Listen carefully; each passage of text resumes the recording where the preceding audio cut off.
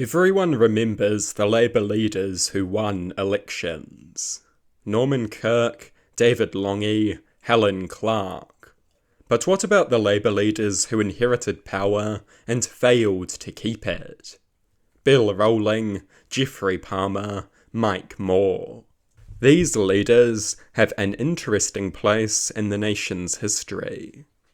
Bill Rowling was a key member of the third Labour government and oversaw great policies like New Zealand's superannuation scheme.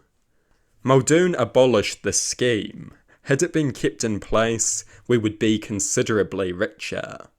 Its abolition and replacement with an unaffordable vote-winning alternative has been called the worst economic decision in New Zealand history. Under Bill Rowling's leadership, Labour won the majority of the votes in 1978 and 1981.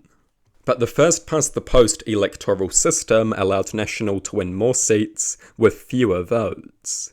Because the distribution of the vote is more important than the number of votes under first-past-the-post electoral systems. Bill Rowling would have been Prime Minister again if we had a proportional system. But the unfair nature of the electoral system deprived him of this redemption and condemned the country to 9 years of Muldoon. Bill Rowling was portrayed as a weak, spineless leader. I think that this was unfair. He was a strong professional leader by modern standards. He only looked weak in contrast to Norman Kirk and Robert Muldoon, both of whom were exceptionally strong politicians. He was a stronger leader than David Lange. Bill Rowling shut down Roger Douglas at the first sign of his economic ambitions. He sacked Douglas over an alternative budget that challenged the traditional Labour Party agenda.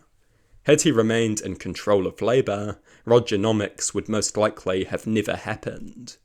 But he was removed and David Lange was elected, and everyone knows what happened next.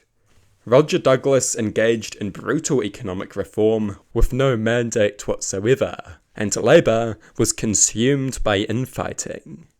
In his second term, David Lange stepped down after a major clash with Douglas and was replaced by Geoffrey Palmer. It is a pity Geoffrey Palmer wasn't Prime Minister for longer. He pushed for much-needed policies like a Bill of Rights and proper constitution. He was very efficient at getting a lot of legislation done very quickly. He did as much as he could, but ultimately, Labour was done for in 1990. Palmer lacked charisma and was replaced by Mike Moore just before the election. At the time, Labour was fearing total political annihilation after 6 years of dishonesty, division, and brutal economic reform. Mike Moore was a much more charismatic figure than Geoffrey Palmer. He was a good public speaker and a reasonably likeable leader. He enjoyed decent approval ratings throughout his time as Labour leader. He saved the party from destruction in the 1990 election. He inherited a party defined by chaos and division in the aftermath of the power struggle between Roger Douglas and David Lange. Somehow he kept the party alive and almost won 3 years later in 1993. He would have won if we had a proportional voting system at the time. Mike Moore was very much a third-way politician, very reminiscent of Bill Clinton or Tony Blair. He was a big advocate of the left embracing capitalism. He was ahead of his time on climate change issues, similar to Al Gore in a way. Ultimately, he was removed from the Labour Party leadership by Helen Clark. He would go on to become director of the World Trade Organization, one of the most powerful international positions ever held by a New Zealander. The forgotten Labour Prime Ministers. It remains to be seen whether or not Chris Hipkins will join this club.